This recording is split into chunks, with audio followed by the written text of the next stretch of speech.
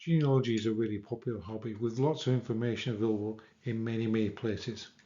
I've given a number of presentations locally about the basics of genealogy and beyond the basics of genealogy. And this is taken from a presentation that I made locally here in Orlando. Normally one would use Zoom to take these presentations and record them, but I found it easier just to put it on PowerPoint and record my voiceover on a few slides and put it on YouTube.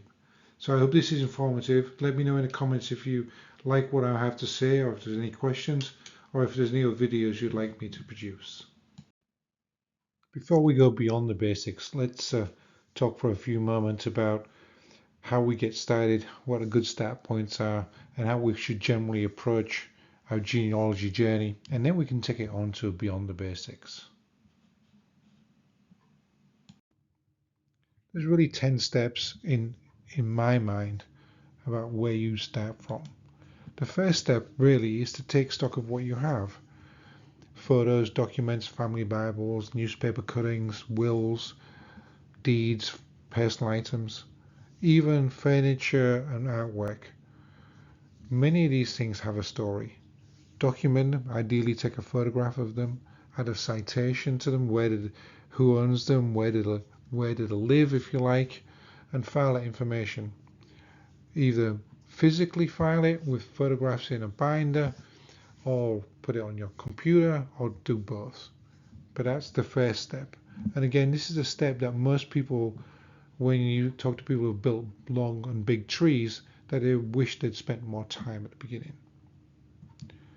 Then really think about and document your known family. Who do you know? Do you have close relatives nearby? Cousins, brothers, sisters, grandparents? Just document the family, because the known family that you have will represent a group of people that you could interview. And interviewing, again, is something that most genealogists think that they should have done a better job with. Our relatives, as they get older, pass away, take so much family history with them. So it's very important that we get some time to speak to them and find about their life history. Now, there's a number of ways you can do this. You can take a notebook, one of my favorite ways, write a question, blank notebook, write a question at the top of each page, such as tell me about your school years, where were you born, what was your favorite pet. No question is too, I guess, vague to ask. On the internet, if you Google, there's plenty of lists of questions you can ask relatives. You can videotape them. You can just take a sound bite of them, or you can, do a journalistic notebook if you wish. But it's important you get it, and then transcribe the documents. Again, cite them. When was it taken? Who did you speak to? What way did you speak to them? But the other thing to remember is be cautious of the information you're given. Not everybody's relatives were at the Alamo. Not every relatives went down with the Titanic or whatever. There's lots of family lore, family history that is taken as true, but as you start doing your investigation, you'll find that it's not as true as people wished it to be. At this stage, I would recommend selecting the tree storage software where you're going to keep this information. On my previous video, we talked about some options, both on your computer or on the cloud, or even doing it manually if you wish. But it's important to start taking stock of what you have and storing it in a good way. Cloud storage software now is probably the easiest way to go, because wherever you go, if you're working in a library, you can always go back and look at it. At the same time, most genealogists have a primary research software that they use. Now, it may take some research to find the best software for you. Some is better for Irish relatives, some is better for English relatives, some is generic, but I'm talking about Ancestry, Find My Past, those kind of genealogy research software. Obviously, Family Search is the big one. It's free, and we'll talk about that in another video. But typically, people look for tree storage software and research software that belongs together, and we can talk about how we connect them together later on. But it's important now you start building the building blocks of something that's going to last a long time, and something you can pass on when the time is right. So how do you start your tree? We've interviewed people, we've taken stock, we've chosen our software, we've got a storage for our tree. So let's start with you. Most people start with themselves as the individual twig on the branch that they're looking at. So we'll start with me, and then I'll typically work backwards along the branch. The vital records, as we look at a biography later on, the birth, marriages, and death, they frame people's lives, obviously the start, the middle, and the end. The census records, as we talk about, will add the milestones in between and give some context.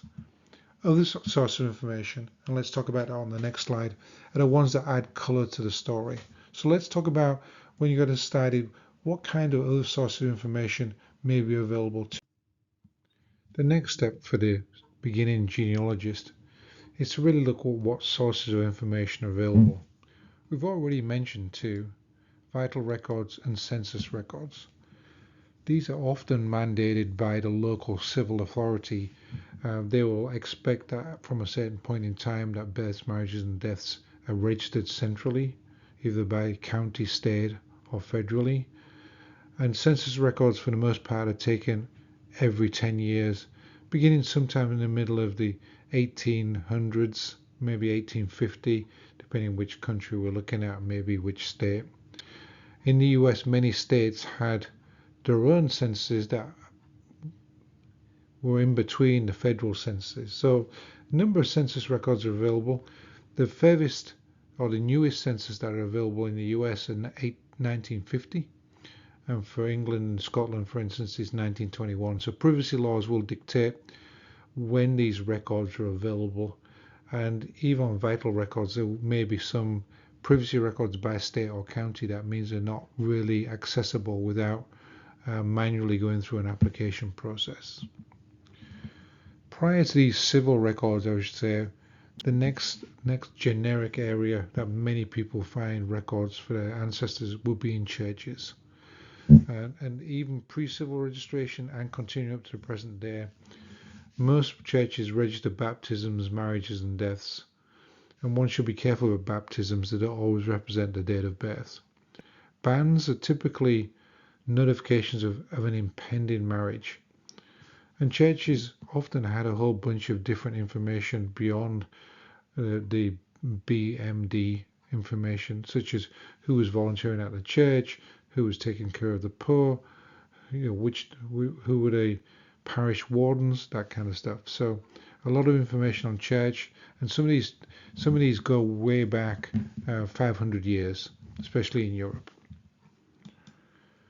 Connected to the church would be cemeteries and gravestones. There's a lot of effort being taken these days by people to photograph headstones before they deteriorate. Find a grave, and billion graves are great places to go look. For many of these illustrations, somebody's written a bio, and typically for the bios I've seen, there's no citations, so you don't know whether the bios are good or bad. But certainly you can take that picture and do your own investigation. And in fact, request people to photograph headstones on your behalf. So if you know your relatives are buried in a cemetery, but you don't have access to it, you can request on Find a Grave or Billion Graves that a volunteer would go and take the pictures of headstones on your behalf. For many people, their family history is tied up with one of immigration, naturalization, and citizenship. I know and I'm aware that for African Americans, there's a whole different story, and I've presented a small video description down below where it would kind of describes the different journey of African Americans who are undertaking basic research. But for many people, immigration, naturalization, and citizenship here in the US is part of their journey. Not always available. Shipping logs and lists are available. If you can't find the ancestors that you're looking for, be aware that family groups or groups of people from the same town travel together and even settle together in the US. So can't find your ancestor, go and look for people that seem to travel with him or her, and what family members may have come across at the same time. Newspapers and obituaries Newspapers are being digitized heavily now, but before you go and pay for a newspaper archive site, make sure that the newspaper that you're interested in is actually archived on the site. So some prior investigation to the application of the newspapers. There's several sites. I think most do free 7-day or 14-day. It's worth going on, but you need to research which newspapers are available for the area that you're researching before you start looking at newspapers. Military records, Civil War, World War I, World War II, Revolutionary War are available. Generally, records for officers are easier to find than for enlisted men, but you could be lucky. Often they don't create enough detail for you to be able to determine whether the John Smith you're looking for is the John Smith's record, even if it came from the same town, people with the same name. So be careful there, but generally there are a lot of records available, certainly on the specific sites. But again, do some research, make sure the site you've got is actually focused on the period that you're interested in. Many of these records, many of these sites are actually available through your local library free of charge, so that'd be something worth looking for.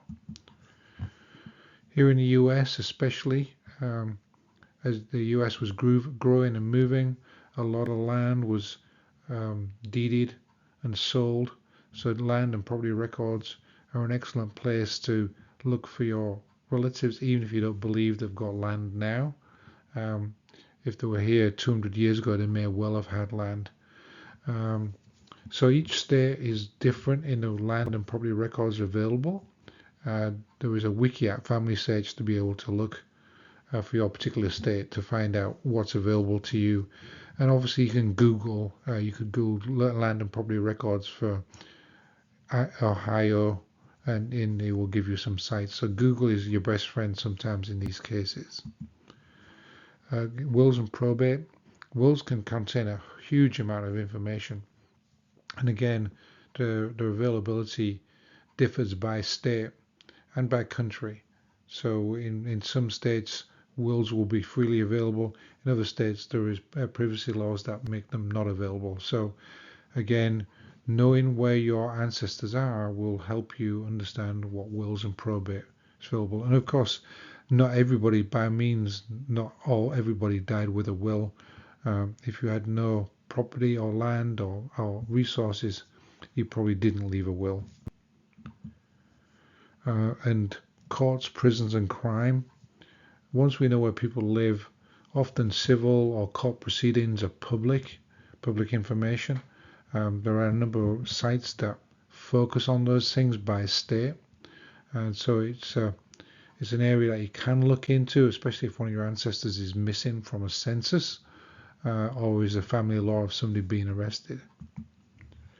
One of my favorite generic tools, and a lot of these maps are available, really helps bringing everything together. So if you can visualize where your family is in relationship to everybody else, what the distance is between one census and another, where the nearest church is that they're baptized in, it will really help your understanding where your family lived. And you can look at friends and associates, so they may again move or migrate together as a family or a unit from a particular area.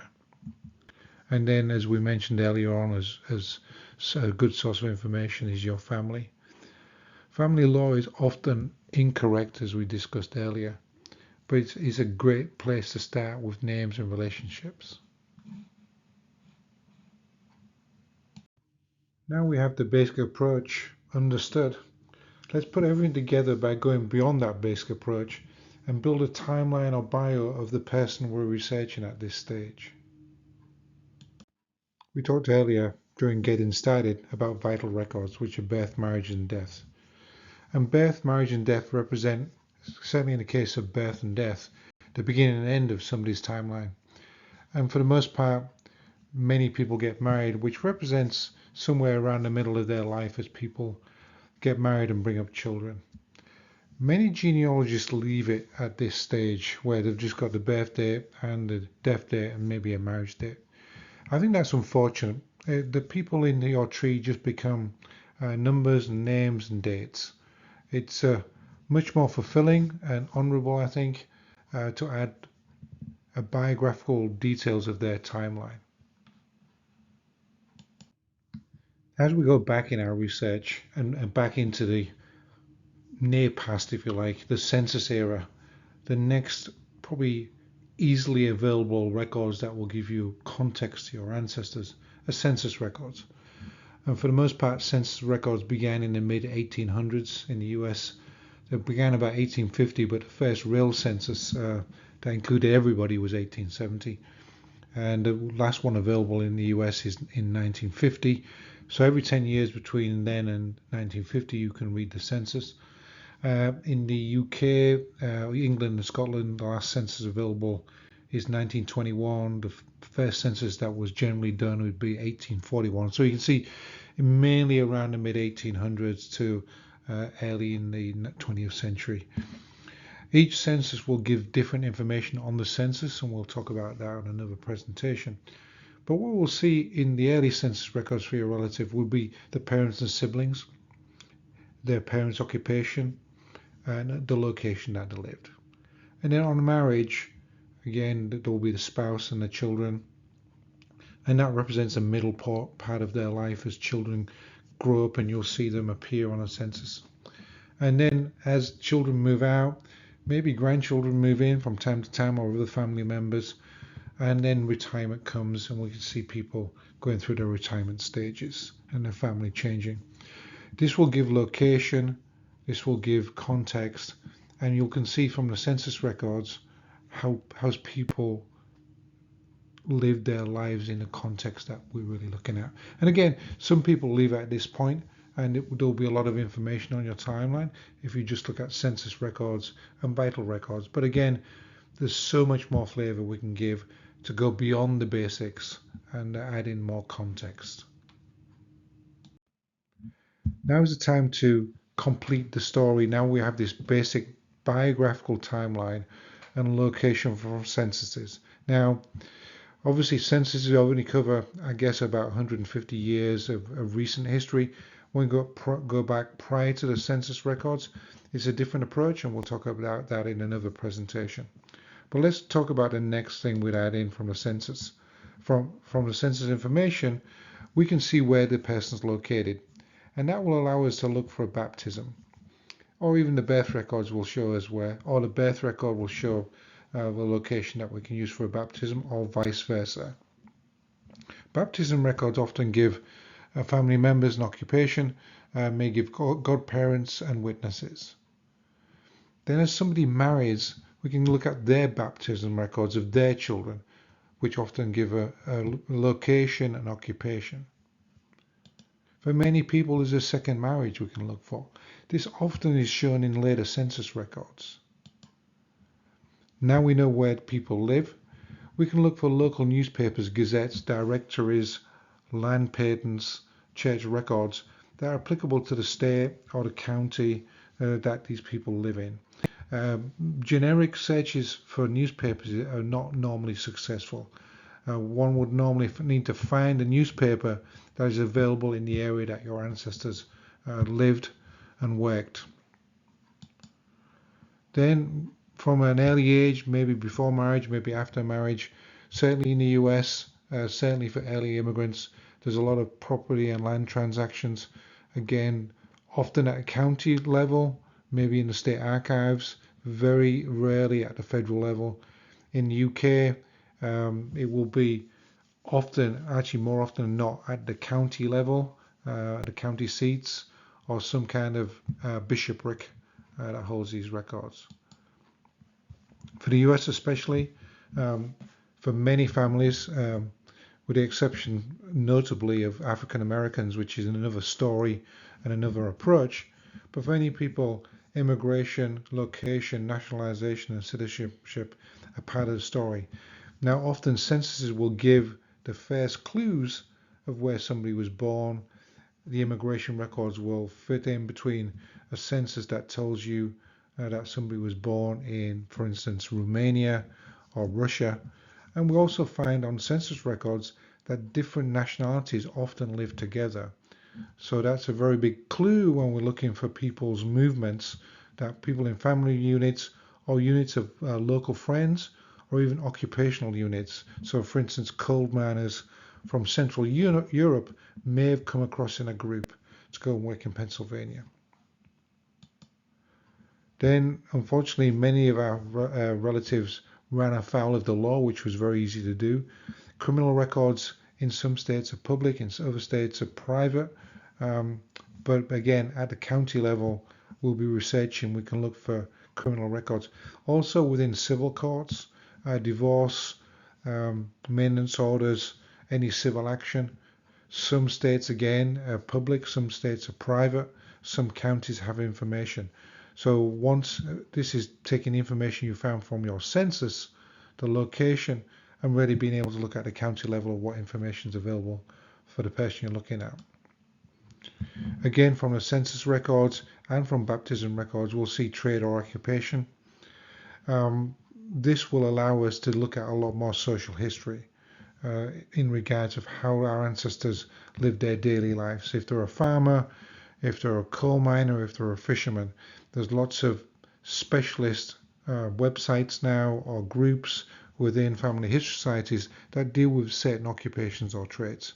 So knowing your ancestor was a certain occupation, you can find out a lot more of the background. It may not be specific to your ancestor, but it'll give a lot of information. So for instance, my father's family 140 years ago were involved in sugar, and they worked in sugar mills.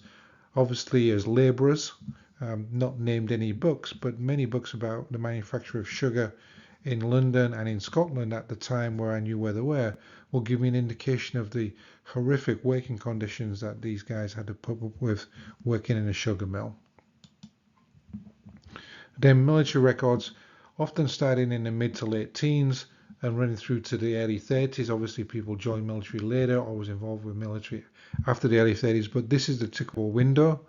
And again, when we're looking at the bio timeline, we'll know what conflicts arise, World War I, World War II, Revolutionary War, Civil War, for instance, that might overlap the bio, and we'll look at it. So for instance, many people, if we're looking at European records, the majority of men between 18 and 30 were involved somehow in the military, and many people in the US as well. And coming to the end of somebody's life, we have gravestones, obituaries, and probates, often full of information. But remember, obituaries are written by people who are celebrating somebody's life, and it may not paint a true picture. And it's important to know what context you're looking at. And overarching all this, as I said at the earlier of the presentation, is maps. So as we find where people lived, their friends lived, where people were baptized, in fact where they served their military service, I think it's very important to look for maps of that era so you can visualize where your family lived and the context they lived in. Did they live close to the place they were working at? Did they live on the land that they owned? Did they rent out property? Where was it? Were they near a railway station? Did that make it available easy for them to travel? So that's very important. And so here's an example bio or timeline for one of my relatives, and it's not an extensive timeline. It's one I could fit on the screen. And so for my relative, we can see he was born in 1825 and he died in 1900 at the age of 74. And he was also married a couple of times. I'm going to say in between this timeline we have some census records starting at 1841, which in fact is the first uniform census, if you like, in England. So there's a census record here. And then before that there's an apprenticeship record and some muster rolls. Muster rolls in this context are a list of people aboard a ship, and it looks like he was on board his first ship at the age of 11. And then we have marriages. I've not included the baptism of his children, it would have been too big, but you can see there's probably about 20 data points here. It gives a basic bio of this relative. He died a pork butcher. But the thing I wanted to bring to your attention really is for every data point in the timeline there is a citation. So it's important to know where that information comes from. I need to cite the records, even if it's personal information. And we'll talk a little bit more about citations later on in the presentation. So when we're looking at our timeline or biography, we examine lots of information. But the devil's in the details. Where did that information come from? What does it really mean? So we talk about the devil is in the details. Typically, there's 4 or 5 things we need to look at or think about when we're examining a source. We obviously must take our time to explore every detail that we're looking at. And what does that mean? So first of all, we really need to understand, is the source an original, a copy, or interpretation, a narrative, or an authored book? Anything other than the original could keep mistakes. And it may be obvious it's an original or a copy, but it's not always. Transcriptions and translations, especially on research sites, are very prone to errors. Artificial intelligence and copying and citations don't always give you the correct information without looking at the original. Is the information first-hand, second-hand, or unknown? For it to be first-hand, it has to be witnessed directly, and obviously there's more likely to be accurate if it's first-hand information. And then, is the information we're looking at, do we know what it means when we look at it? How do we interpret what we see? And then, have we examined every detail of the document or the source or the record that we're looking at? We need to go past the primary information and see what else is revealed. So let's look at some examples. Here I've got an example of 2 marriage certificates from England. One was written or produced in 1919 and one was some time ago in 1844. And at first glance, the age of the paper, the type of writing, you maybe think that both originals, but the top one is a copy. And I can tell that by looking at the handwriting in the document. It's all the same. These bottom lines here are signature lines, so you wouldn't expect the name kettle to be exactly the same on every line. So clearly this is a copy. We don't know when the copy was made. It could be made from the original record. Who knows? But we really would like to get to the original if we could see if this is actually a true copy. The second one looks like it's more likely to be original. The penmanship in the body of the certificate is different from the signatures. And we can see that. Excuse my squiggly lines. So this is likely to be an original. So let's get these out of the way so we can see this a little bit better. The Mary Powell is on the wrong line. If it was a copy, I'd probably put it on the right line. The names here, in fact, Belinda Beaumont couldn't even write, so there's an X there. Okay, and it looks like the ages were added in by somebody else. So examining this document in detail tells me that the bottom one is more likely to be an original and the top one is more likely to be a copy. What about the type of information? Is it first-hand, second-hand, or unknown? It's not always obvious unless we think about it in some detail. So if somebody tells you that their birthday is, let's say, the 23rd of July 1943, is that information first-hand, second-hand, or unknown? It's actually second-hand information. Nobody witnessed their own birth. And in many cases, or in some cases, people are given a birth date that is not correct. Maybe they wanted a future life that their birth date happened after a marriage rather than before. So when somebody tells you their birth date, it's probably right, but we still need the original records to verify that it is. Information on a gravestone, we don't know where that information came from. Possibly the death date is correct, but we can find some gravestones or headstones that were constructed many years after that person passed away. We just simply don't know where that information comes from. It's a good starting point, but again, this kind of information is unknown. And what about a death, something like a death certificate? Well, documents can have all kinds of information. So on a death certificate, we typically see first-hand information, maybe from the doctor, saying cause of death, time of death, that would be first-hand information. Second-hand information maybe include when that person was born, where they were born, that would maybe come from a relative, whoever's registered in the death.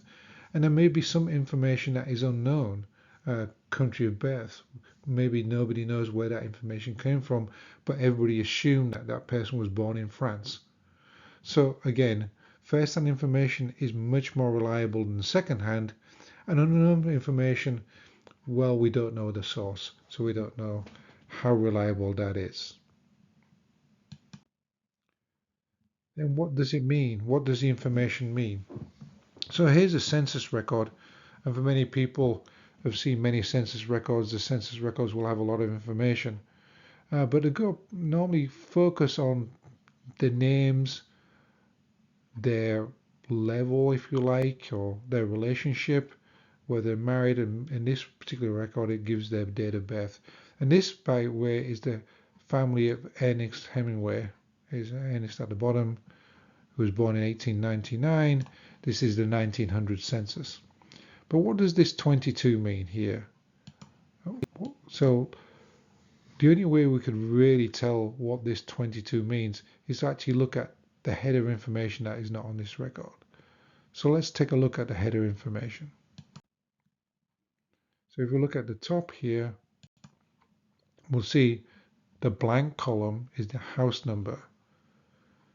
The second column here, 21, 22, is the number of the dwelling house in the order the enumerator visited. So he visited this number 21, then he went to the house next door. We can see we have 21, 22, 21 here, but 21, 23 here. And this is a very important thing, right? What does this 22 mean? So if you look at the top, it says number of family in the order of visitation. So this census record is indicating that these families, 21 and 22, live together. And when we look to the right, when we see their relationship, we have a head and we have another head. So this looks like two families living in the same house. They indicate a boarder and a servant, but here's the wife, daughter, and son, Ernest Hemingway in this of Clarence Hemingway. So this family is living with another family. And the possibility there is that they may be related. So it gives you another person, Ernest Hall, to go and look at. In fact, Ernest Hall is the grandfather of Ernest Hemingway on the maternal side. It's his mother's father.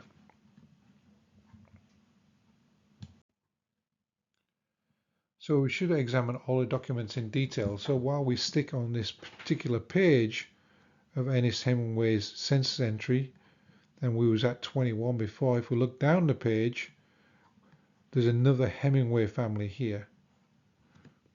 So as I noted earlier on, 100 years ago, families used to be in the same area. So here's another family here that needs to be investigated.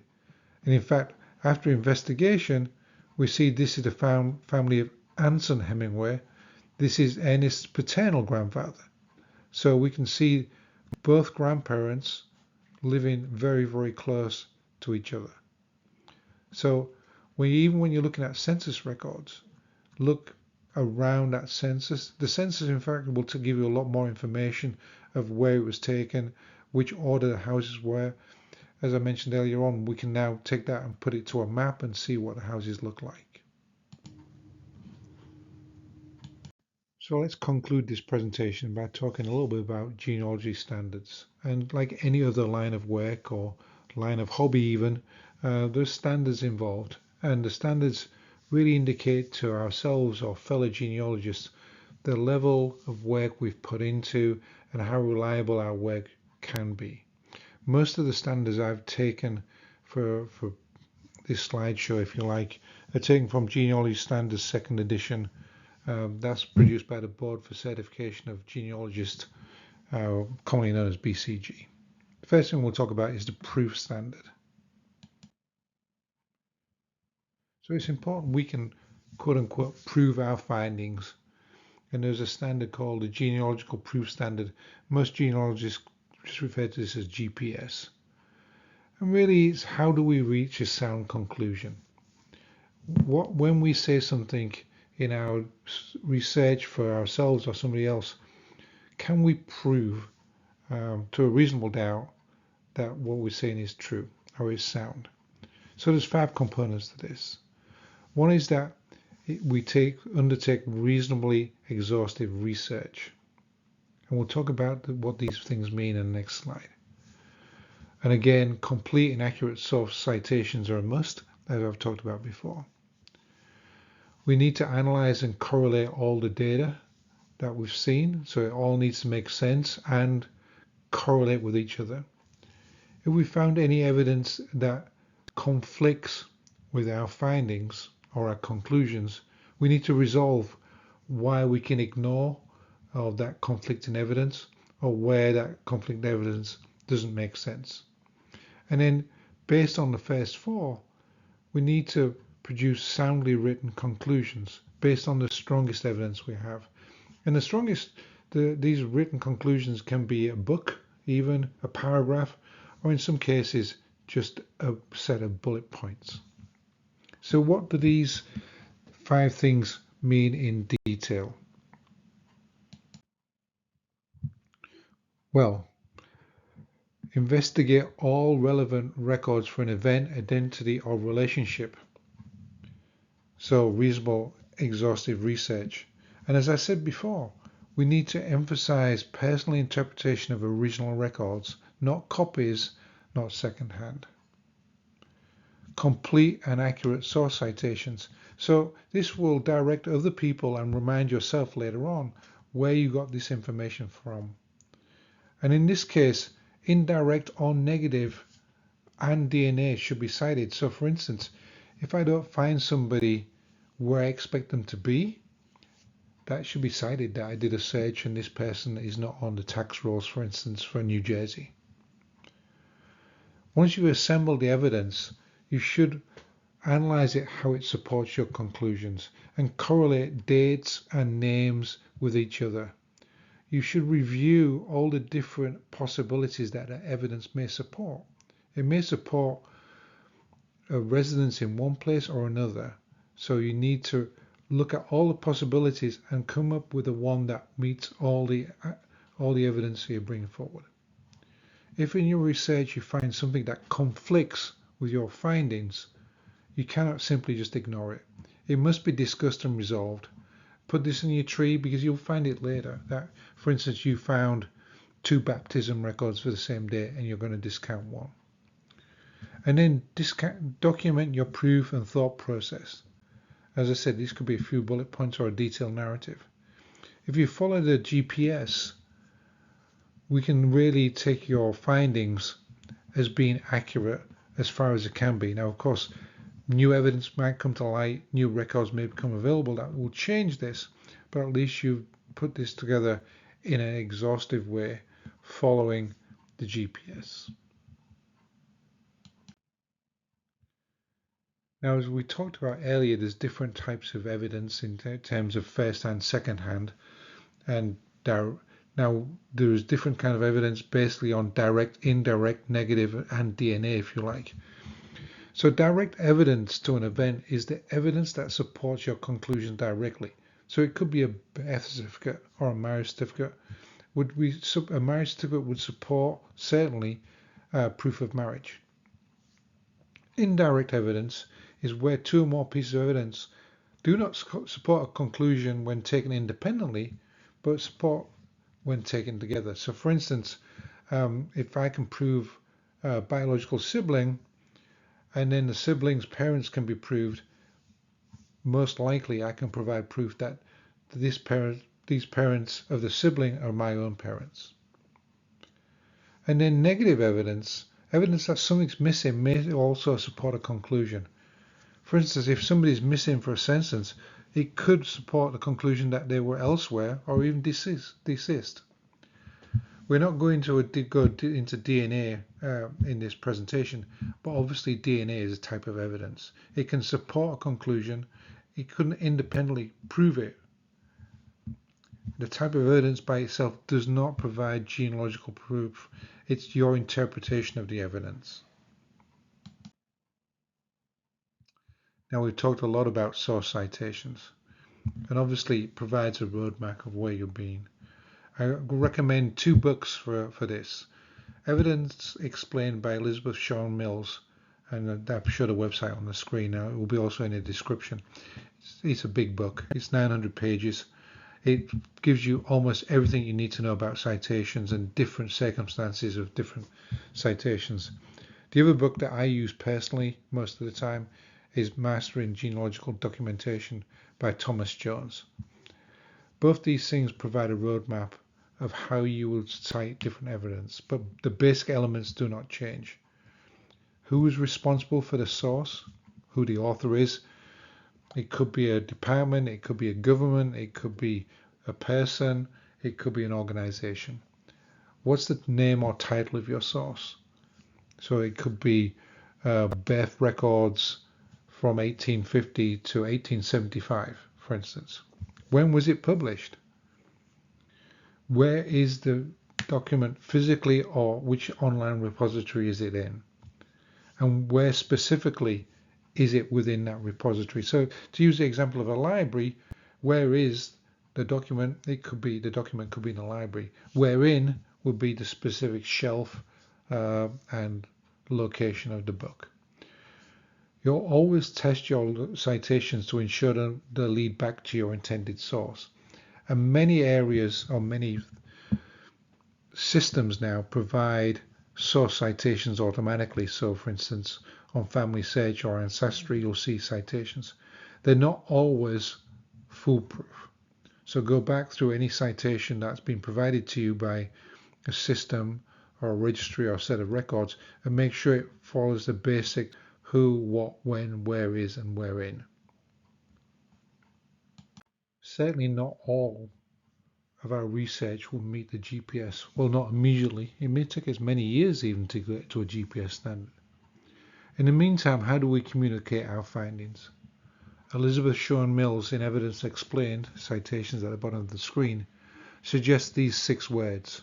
So we can communicate accurately between genealogists and in our notes remind ourselves where we are in our research.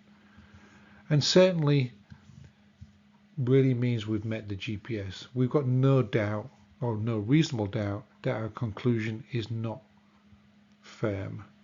So we meet the GPS standard. One less than certainly is probably. We're almost at the GPS. It's more likely than not. But we still are missing. Maybe we've not done the extensive research. There's more records we can look at. And so on down the line. We've got likely, possibly, apparently, and perhaps. So for instance, if I have a relative and I find them on a census record that says they were born in New York, without any other evidence, then possibly they were born in New York. But I really need more evidence to move them up that chain of certainty. Maybe I have no evidence at all where they were born, and I can see where their siblings and spouses lived, then perhaps they were born in New York. But again, I've got no evidence. These are the words you should write down in your notes as you think about them, because as you go through and maybe forget about a relative for a little while that you was researching, and then you go back to your notes, you won't really know how well you qualified and what still needed to be done. And if somebody's looking at your tree, if you've made your tree, or for instance, public on one of the sites, it's hard to tell whether you meet the GPS or this is just a possibility that you're looking at. So use these words and it will really communicate where you are in your genealogical journey. Well, I hope this presentation has helped, and I hope it helps coach you to be a better genealogist.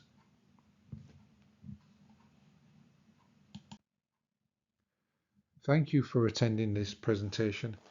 If you like the video and you've got any questions, please write below in the description or the comments section. I'll be presenting some other videos on my channel, so please go ahead and check those out. Okay, bye.